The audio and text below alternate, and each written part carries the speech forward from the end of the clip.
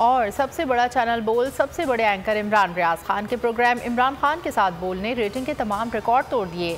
इमरान रियाज खान का प्रोग्राम इमरान खान के साथ बोल रात 10:05 पर नशर हुआ तो 56% नाज़रीन ने बोल न्यूज़ को देखा। सोशल मीडिया पर भी सबने ज़्यादा देखा।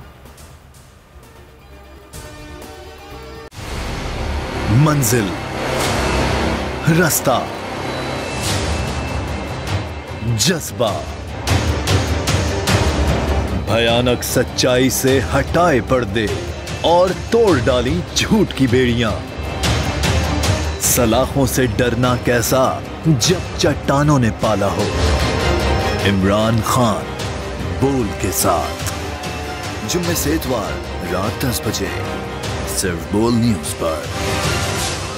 सबसे ज्यादा व्यूज, सबसे ज्यादा रील्स और सबसे ज्यादा रेटिंग के साथ बोल अब भी नंबर 1 पोजीशन पर बरकरार। और अगर आपको हमारी ये वीडियो पसंद आई है तो लाइक पर क्लिक कीजिए, सब्सक्राइब करें और बेल दबाएं ताकि कोई खबर रह न जाए।